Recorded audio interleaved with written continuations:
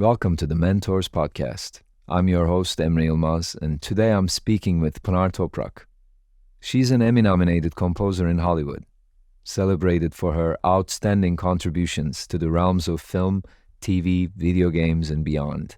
Her musical talent shines in diverse projects, from epic superhero movies like Captain Marvel to adventurous comedies like The Lost City.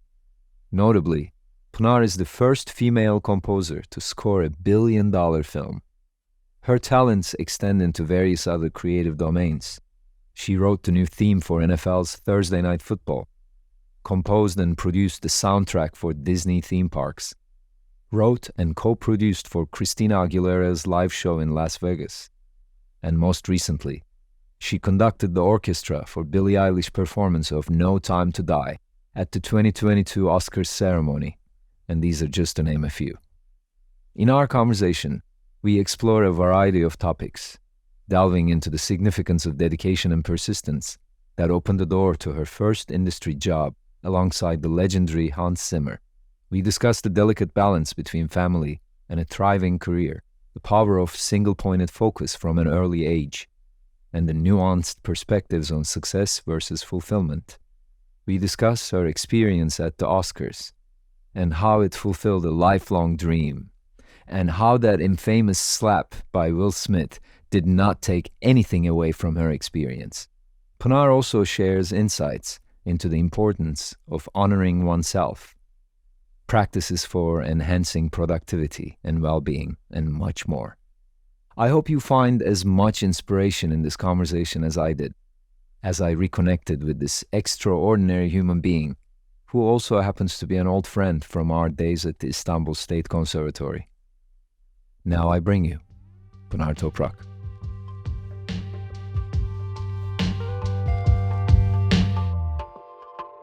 So, what are you working on, if it's okay to mention here? Well, I cannot really say what I'm working on, but I can tell you what's about to get released. One is Paw Patrol, being released September 29th or something. And then another film with Jennifer Garner and Ed Helms, directed by McG, called Family Switch. That's really fun. That's coming out in November. And I have another film that's coming out in September called Uncharitable. And something else that's coming out in December that you guys are not going to know about for a couple months more. Yeah, it's funny. The world is basically, I work on things that I cannot talk about, and then you have to keep talking about it all the time to promote it. So I assume what you cannot mention is something big and amazing. Well, it's not even a big thing. It's about exciting thing. I think for me at this point, the bigness doesn't really, I mean, it's going to sound kind of maybe stupid to say, but it's more the people and the projects, and that really excites me more than the size of something, because that's irrelevant. You know, how many people, it's great when, you know, a lot of people are going to see and hear your work. That's always very rewarding. But ultimately, the reward really has to come from doing. Because once I've actually done the job, once I've written it and recorded it, I have no control over what happens beyond it. So I'm trying to find projects and people that I can actually have fun creating with. Mm-hmm. That was one of my questions I was going to ask you. All the material gains, things, the goals we reach, once we reach them, it just becomes normal. So I was wondering if you pinch yourself time to time to see if it's real. You're scoring for Hollywood and you're just doing this amazing work. How does that feel?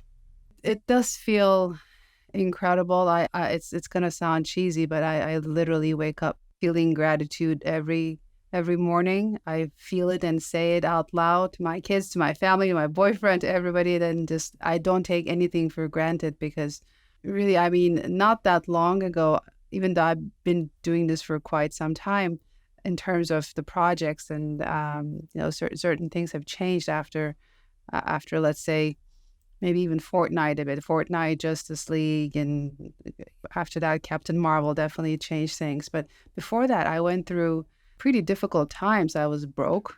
I mean, when I say broke, I was really broke. Everything was maxed out on all my credit cards, and I had no money for anything, and I didn't come from money also. We always had food and shelter, but it's like I never really went through life where I didn't have to think about money or check my bank account, how much do I have left. And so I don't take any of it for granted. And truthfully, material can never be the goal. It really has to be, hopefully, your passion and your heart align with what you want to do.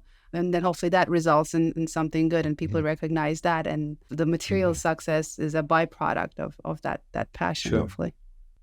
Let's kick it off with journeying back to 1980s of Istanbul. And let's talk about that little girl with the huge dream, how your father's influence played a role shaping that path and you're being influenced from the Superman movie. Yes, my father really is the reason why I'm doing this, because he instilled the love of Hollywood films. And Superman we used to watch films every day, all the time, but Superman was the first film that I remember noticing the score specifically.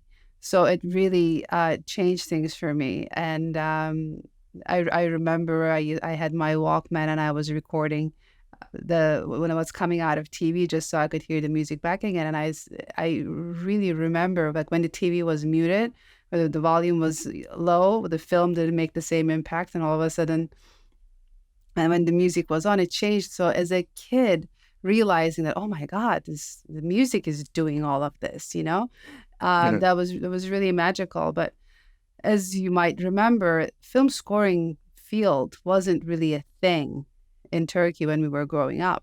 There weren't many people. There were a lot of times it was kind of the pop arrangers and, a few people that were scoring the few films. There really wasn't a film composer job title, So when I first started writing music, it really was, I was writing songs because that was the accepted form back then in Turkey. And anything else was sort of like crazy dream. Yeah, sure, you're going to go to Hollywood and like they're waiting for you with open arms. You're going to do that. So it was a really kind of a crazy thing. And but I also knew, and I do love Turkey very much, but I never really felt like I belonged there growing up. I think that's really kind of what instigated everything. I just kind of fell in love with the whole American dream thing. And I was in love with the idea of Hollywood and big, massive scores. And, that really was really exciting for me. So that really started the journey. I was at the conservatory, which is where we met many years ago. And but I was a good girl. I was a good student. I did what I was supposed to do. I studied what I was supposed to. But internally, I just had this thing boiling. I knew I had to get to America and I had to figure out a way to get into film scoring. And at the time, really, there weren't too many options. The same year we came, right? You came in 97? 97, that's right. You first spent a year with your brother and then you got into Berkeley and finished it in like 2 years or something. And then came to LA. Right. When I first came to LA, I was only 20 years old, 19 actually, technically 19 years old. I finished Berkeley in 2 years, thanks to, I guess, the conservatory education. And I was able to test out a lot of classes. So I finished a 4-year program in 2 years. I was 19 years old when I graduated and moved to LA. And long story short, I got my master's degree. And I got a job at Paramount Pictures music department. I really worked my way up. I was an assistant. I was a programmer. I worked for Hans Zimmer for some time. And so, sorry to interrupt you, but we have to linger there for a second. Can you tell our listeners how you got to work with Hans Zimmer, how your working relationship started? Sure. Well, I was really obsessed with what Hans was doing at the time, and I really wanted to work for him. And I didn't know anybody that was working. I moved to LA without a single connection. And I remember I had saved about $2,000 while I was at Berkeley. I had like 3 jobs on campus and I was teaching music to kids and everything. And that was a big deal. And, I moved to LA. I had to figure out the car, all of that stuff. And so I really didn't know anybody, but I knew I wanted to work for Hans. So I figured out who was working there and who was working for the people that were working there. So, and this is before the days of Google and Facebook and all of those things, so you really had to do some manual search to get access. Hmm. And long story short, I called them every day, various people, for about a month. And finally, at the end of the month, they said, okay, come for a meeting. It wasn't actually Hans's team, it was somebody else. And I went for the meeting, which they canceled the meeting 3 times. I don't want to bore you with the entire story. Let's just say that I was very persistent for a month to get that meeting. Finally, once I got there, I knew I wasn't going to get the job actually, but I met somebody in the hallway and I gave him my card. And he said, oh, actually, no, we just met. And that was kind of it. And he called me later that day. He said, oh, do you know anything about programming? And do you know anything about Pro Tools? And I said, of course, yes, yes, yes. And Pro Tools, I knew a little bit, but I knew nothing about programming. But of course, like any young Say person yes. should do, exactly, you lie and say yes and you figure it out. So the good thing was he called me on a Friday and he said, okay, you start Monday. So I worked the entire weekend. I read the manual of these softwares that I was supposed to know. And come Monday morning, I was actually quite good at them because I had read the manual. So, but Wow. that's kind of how the journey started. And then several months after that, Hans saw me there working day and night, and we built a relationship. Then he asked me to work for a part of his team, which was great. So it's definitely the persistence, the conviction, but also being ready when the opportunity arrives. I mean, when you got there, clearly you had the facilities for Hans Zimmer to notice you out of all other people in that office. I think it's really dedication. There are a lot of talented people in this town and the world. I don't think there's really a lack of talent, really, and there Uh-huh. isn't really a lack of knowledge either, especially this day and age. When I talk to different students and young composers coming up, there's no excuse not to know our craft anymore.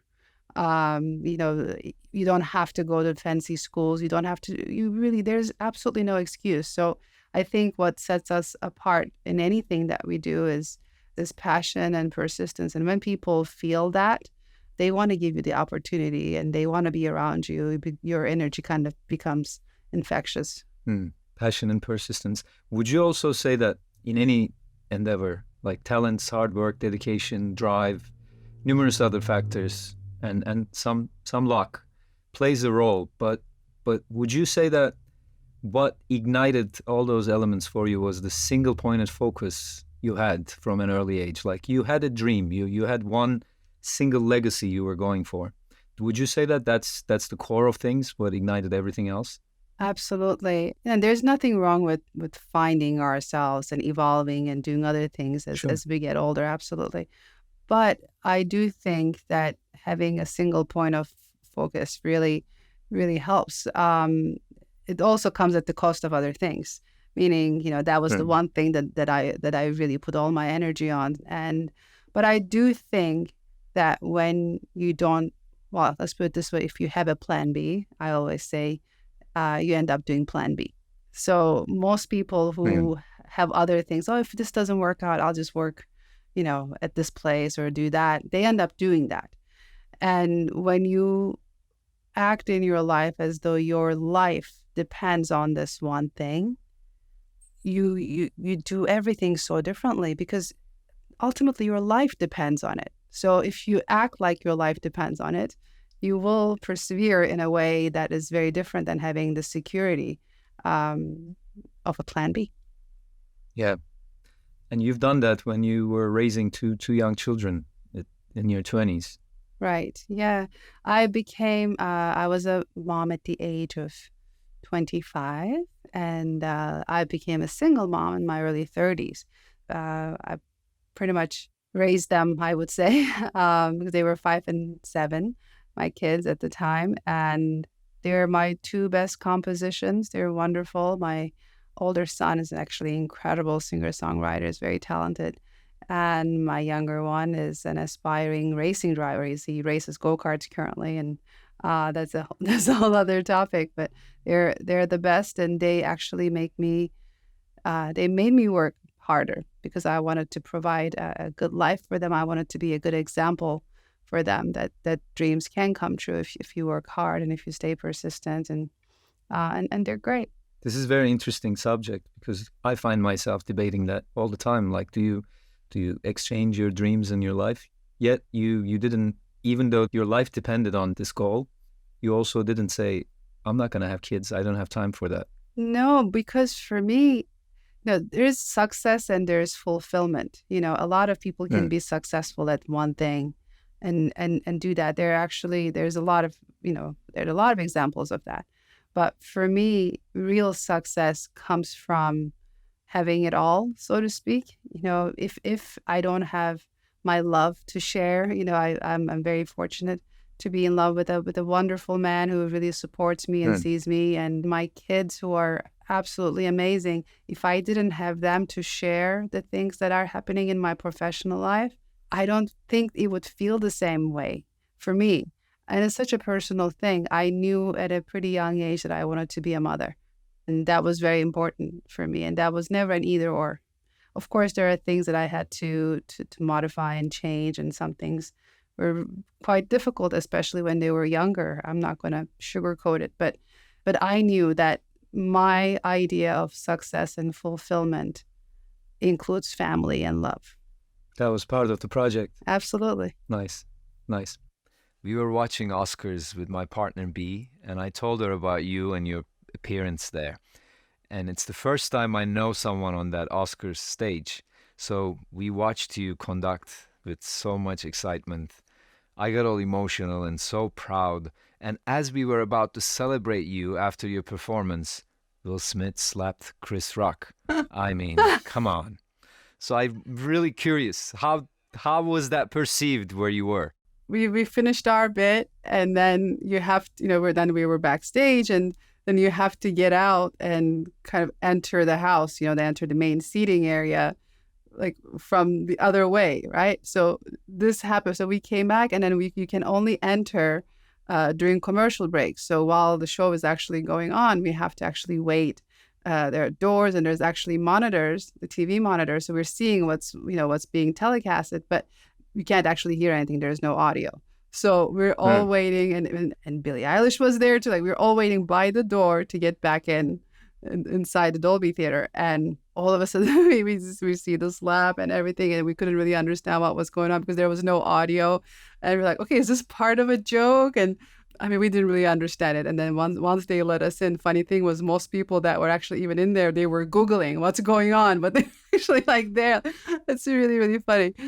But personally, it didn't take away anything from my experience because my bit was done by that point, and it was very fulfilling and pretty surreal, honestly, because I've been obsessed with the Oscars since I was like 6 years old, watching. I would wake up at 3 a.m, and I remember that moment because we rehearsed several times, but we have an empty theater to rehearse. And but when I actually turned back after the performance and then saw everybody, that moment was pretty remarkable, pretty surreal. So yeah, nobody can take that away. That was great. Like, notice that your mom in Turkey were watching you. Like, the world was watching over at that moment. It's really, more than how other people perceive it. The way I felt it was, it's the little girl in me. I was telling her, "Oh, I'm so happy you stayed. You kept doing it."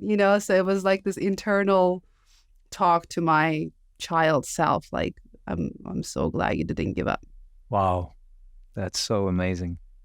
Well, also by that time you've already scored for films like Captain Marvel. Yeah. It was a few years back. Yeah. I mean, it's not like you just ended up there conducting an orchestra at the Oscars out of nowhere. You worked hard for it. Right. And even Captain Marvel, it's funny how people perceived it like I just arrived, but it took at that point over 40 films before Captain Marvel. So it wasn't my overnight success. Took about 17 years or so. So it's a monumental success, actually, in that male-dominated world where, especially for this action film scoring, what were the obstacles as this young woman you are? I mean, It's hard to know what my obstacles were because I only have my own reference. I wouldn't know how, I might have had the same obstacles if I were an American white male. You know what I mean? So because we only have the experience we have with the conditions and circumstances that we have, I might have had the same difficulties. And also I never really looked at it as a gender thing. And Sure. maybe I was too naive to think that way. I don't know. But for me, what I was doing had nothing to do with gender. And I just I entered every room, every meeting, every situation I was in with that in mind. So it was never like in the front of my mind at all. The challenges of building a career, no matter your background, no matter your race, and no matter any of that, it's difficult. It's a field that a lot of people want to get in, and a lot of people want to create a name for themselves. There's only so many jobs available in that level. And of course, there's always going to be a challenge, but I never saw it as, I didn't get that job because I'm a woman. I just don't operate that way. I see. I was actually more curious about how others perceived you. Like when you walked into that room as the composer for that blockbuster movie, was there a surprise in their eyes since you were a little different from the ordinary they're used to seeing? Funny enough, sometimes because my name, initially, a lot of people, if they don't know that Turkish name, they don't know if it's a male name or a female name. It's just not automatic to them. For me, it's such a feminine name, but they, and to you too, I'm sure, because you grew up in Turkey. But so I've had that a few times where they were like actually just surprised that it was a female name. But that was never like, oh, now that you're a woman, we'll speak with you differently. It just never really happened because I think I didn't let it happen, if that makes sense. Because it's for me, it's all about the work. It's about the craft. I've put in a lot of years and love and passion into what I do, and the rest is irrelevant. Love it. Can you talk about when you got the call, the pitch for the Marvel film? I heard that you had to hire an orchestra to do the demo. I did not have to hire an orchestra, but I did. Or you chose to do so. Yeah, I chose. Because shots like this really don't come around often. And I actually didn't think I was going to get the film. I just wanted to make an impression so that the next time I would get an opportunity, they would remember. And I figured, okay, well, they want to know that I can handle, the orchestra. They want to know if I can handle, these hybrid, elements and things like that. So what's the best way to do it? Well, I'm just going to show them. So I invested basically in this orchestra recording, and that worked out pretty great. But that's the thing. I think, when we're artists, we think that we're just supposed to, have this lucky break, and then the rest is supposed to be like a fairy tale, and we made it, and you don't have to worry about it. It's not true. Really, if you have any business that you're working on, you have to make an investment. You have to have the right, even if it was a bakery that you're opening up, right? You have to actually first invest before you expect any return.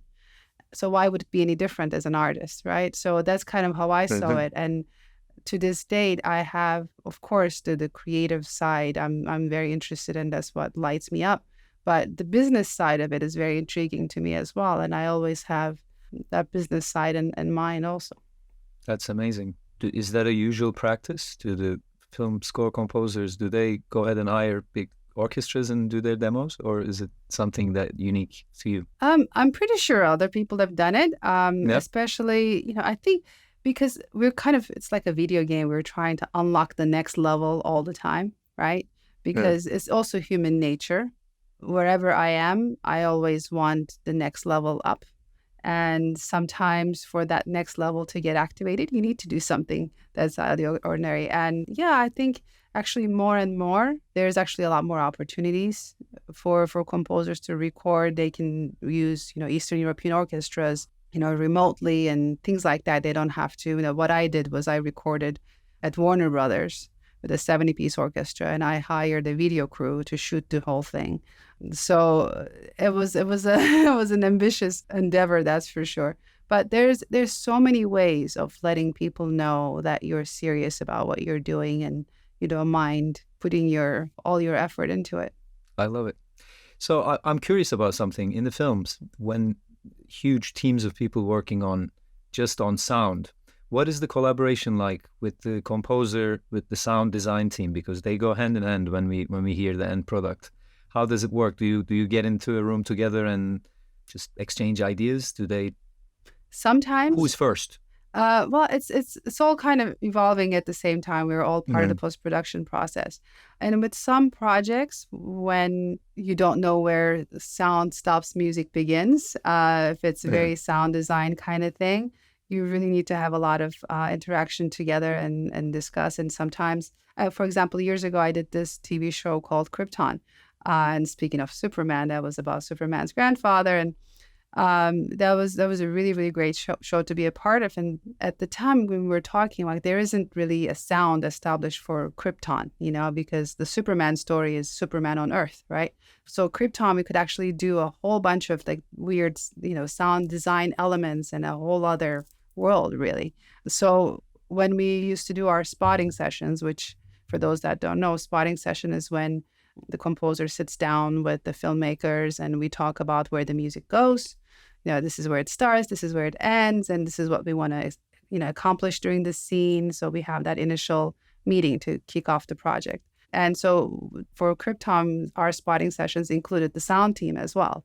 And because sometimes we would be like, oh, okay, we want to do this. Are you guys doing that? Or should I do that? So we really talked. But a lot of other films, it's just a matter of being in communication and knowing, like there are certain things. If there's a car explosion, like music is not, they're going to win. There's no way of winning Sure. that fight. So there are certain things that we know to stay out of the way. And there are also some creative choices. A director will say, at that moment, I don't want any sound. I just want music. And so we talk about those things during our meetings and as things evolve. And while you score the film, I know that every film that they license songs that are already out there. Do you ever write songs for them instead of licensing? Do you actually come up with some songs too, other than your scoring? I have, and I actually worked, I co-produced and arranged a Christina Aguilera song that you guys are going to hear on Paw Patrol called Learning to Wow. Fly. So that was really great because this is my second time actually collaborating with Christina Aguilera. I wrote the opening and interludes of her Vegas show that she had a few years ago before COVID. And so things like that happen sometimes. And sometimes it's a matter of, hey, we can't license that song. Can you do something in the same vein kind of thing? That's pretty common in what we do as well. But I haven't really sat down and I haven't written a song in so long. My son does all the time, almost daily. Awesome. Last time we spoke, you were into transcendental meditation. You were saying actually you're doing as a family, your kids and you. Are you still practicing? Sometimes I do try to do it in the morning if I can. That I haven't been as good with the afternoon meditations, I have to say. Ironically, they always say if you don't have time to meditate, then you really need to meditate. I know that, and I need to get back into it. I just, transcendental meditation was actually really great for me and for my kids, though now they're teenagers and they don't want to do that. But my younger son, who is into racing, he's actually more into it now because it's as a way to calm down the nerves, and he's into breathing and mindfulness meditation and all of that stuff a lot more. And if I can be honest, it's on and off for me. Sometimes I'll be great at it and I'll meditate regularly, and then it's going to be crazy, deadline time, and that's one of the first things that I kind of forget about. But I know it shouldn't be that way. That's something that I need to get back in my life. Do you notice the effects of it the day off, the fruits of that sit, however long that is? Do you notice the effects in your reaction time? I think with TM, absolutely. Absolutely. There's something about, I call it the shock absorbency, that it's almost, I think this is the thing with TM for me. I don't necessarily feel it in that moment. It's just a kind of a cumulative effect that it adds on. And so may be actually kind of frustrating the first couple of days when I get back into TM because I'm not really seeing the effects of it. I'm still, but when I do it regularly, absolutely, absolutely, absolutely. People that don't regularly meditate or don't know much about meditation have the misconception that it's a Zen thing, but it's quite contrary. Actually, it's pretty boring task. One sees the results during the day after the practice. You're absolutely right. So, what are your practices? How do you keep your well-being? Do you exercise regularly? I walk. That is my meditation. Yeah. Walking really, really helps me. And this is going to sound also kind of basic, I guess, but I've gotten better at sleeping. And because over the years, I really didn't prioritize sleep. And, between me working in post-production and, everything else and motherhood, and that was one of the first things that I sacrificed on. And the difference between, we talk about reaction time, when we don't have enough sleep, how I react to the world versus if I'm actually okay in the sleep department is huge. So that's the first thing that I try to prioritize, making sure that I'm in bed at a decent time and I don't. I used to have early morning meetings and things like that. I'm a lot more aware of my schedule and I'm a lot more respectful of my schedule. I used to, kind of overbook myself. And I think that really helped me, first of all, really having boundaries on when I can have a meeting. And my phone, as you might have realized, is generally on Do Not Disturb. I actually don't take my phone off of Do Not Disturb. And the only people that can reach me if my phone is ever ringing, it's my kids or my boyfriend. Anyone else pretty much goes straight to voicemail, and I check texts and emails on my own terms, which made a huge difference in my productivity. And I'm generally very much into all the biohacking and productivity improvement and anything that can actually give me more time to myself and to my family. I'm all for. So there are things that I do in the studio that can expedite how fast I can get something done. And whatever I can delegate, I delegate. I used to be a bit more of I still am a little bit a control freak, but I think that we have to do that as when we're in business and there's these projects that rely on us, of course. But I've gotten a lot better at hiring the right people and delegating what can be delegated. And that actually improves their career as well. And it makes a lot of, it employs other people. So I feel like it actually expands possibilities for everybody so much more. But really, it's all about, I think, prioritizing life. And the more I started doing that, weirdly enough, my career, the projects, everything started evolving even more, if that makes sense. I used to overbook myself all the time and I wanted to do everything on my own and all of that. And now I'm just a lot more at peace. I'm generally, I would say, that the happiest I've ever been in my life. But that's also, maybe it comes with age. I'm a lot more comfortable with myself and with who I am. So that's beautiful. I want to talk more about this, but before we forget, for sleep, what do you do to optimize your sleep? Do you limit screen time, certain amount of time before going to bed? Do you do any practices? Like I have been trying to stop drinking alcohol at least 3 hours before sleep. I've been trying to eliminate the caffeine after a certain amount of time, even though you can sleep. Apparently, caffeine activates certain things that your REM sleep is never as rejuvenating as it's supposed to be. All those things. Do you follow regimens like that, or simply I have to get 8 hours every night type of a thing? No, so I don't drink alcohol at all. It's by choice. I kind of stopped a few years ago. I've never really felt good after drinking. And I was never really drinking that much, to be honest. But even after a glass of wine, and I just never slept the same way. And my body just, I realized that it was processing it differently than it was maybe, 15 years ago. So I stopped altogether. I don't drink. And caffeine, I love coffee, love tea, we being Turkish and all that, we love all of that. But I switched to herbal tea and decaf coffee if I want to have coffee after 2. 2 is my cutoff. 2. Okay. And I try to keep dinner early, usually, unless there's an event or something. I'm eating dinner around 6:30, which I also feel that it helps. I don't really snack later on at night. And also, it's just peace. It's really turning off notifications and not looking at emails and things, because personally, that's what affected me the most. So that email that you get at 10:30 p.m. that, or, it's just causes anxiety. There's nothing you can do about it at that point. And then now you can't sleep and it's on your mind. And so I do look at my, it's not like I don't have any, we do have a TV in the room, and that actually helps me sleep. But I'm careful of what we watch before going to sleep.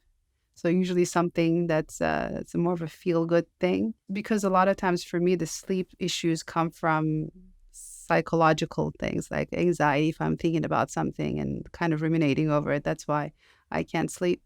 So if I just keep my mind happy, I realize that I sleep better. But that said, I still need some supplements, herbal supplements and things here and there, and nighttime teas, and I have a few things that I do, and sometimes it's none of that still works, of course, because we're just human. It's not perfect, but I do prioritize it.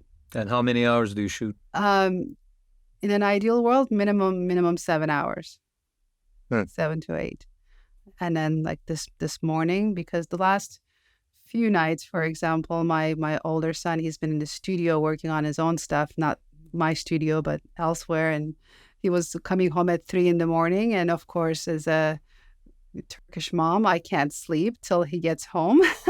So, and then I had to wake up at 7 a.m.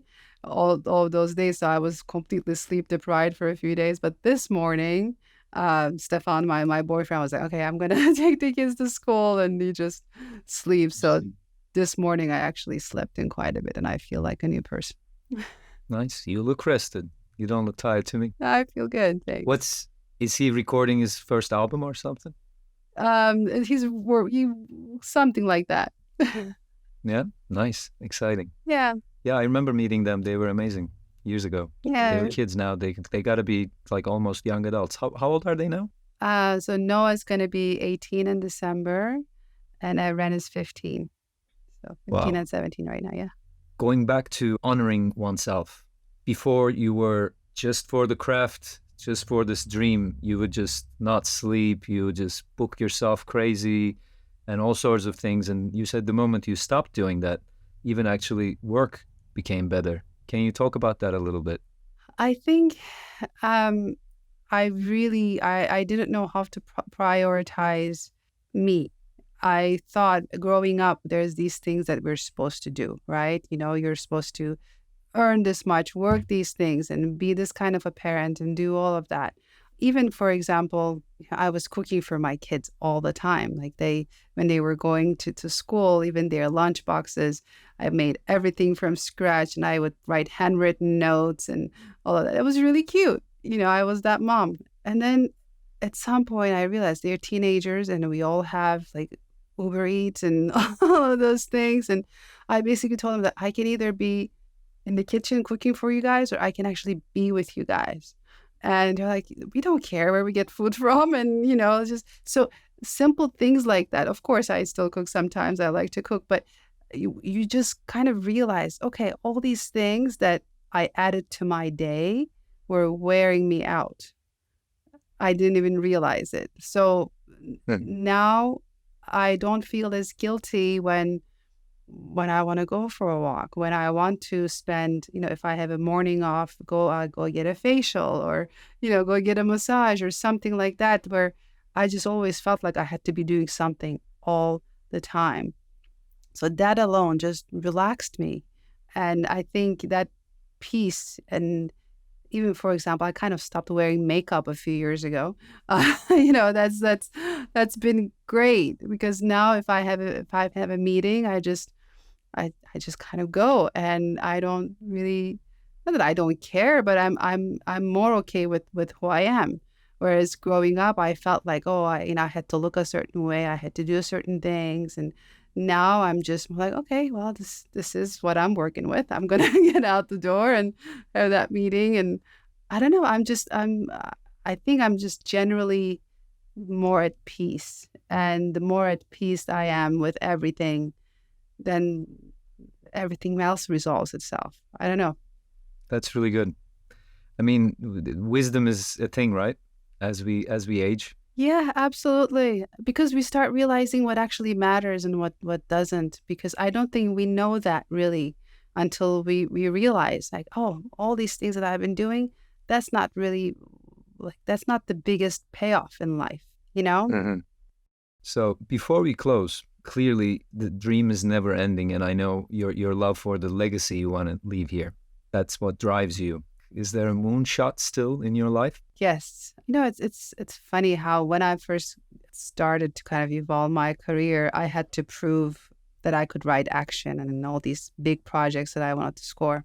Yes, of course I wanted to score them, but ironically enough, now what I'm really craving is a character driven or a period piece, and something that's not as epic, if that makes sense, Mm-hmm. as epic in, in emotional ways and other ways. So Mm-hmm. I'm looking for, because that's kind of how I started initially.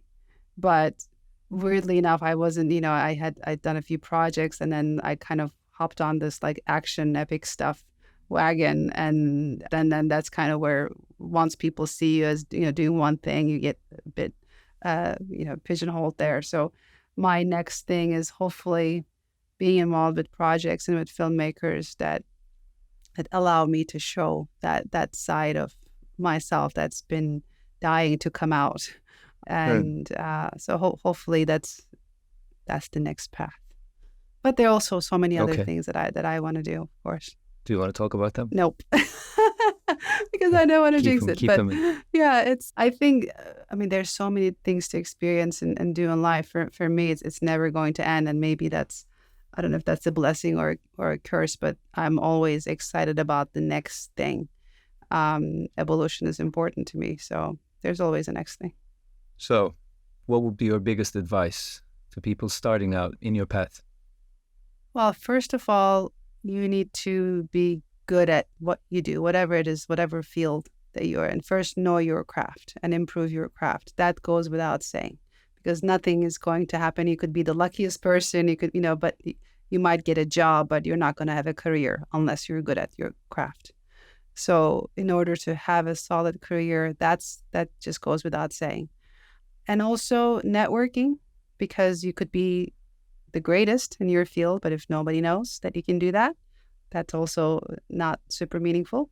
Networking, and then patience, because there's really no such thing as overnight success. Again, there's a difference between getting a job and having a career.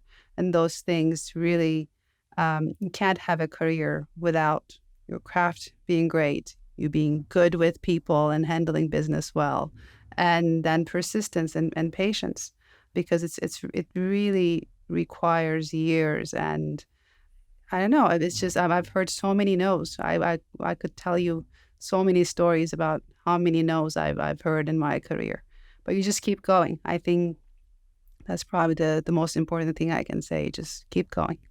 You just keep going. Well, keep inspiring, Pinar. Thank you. Thank you so much.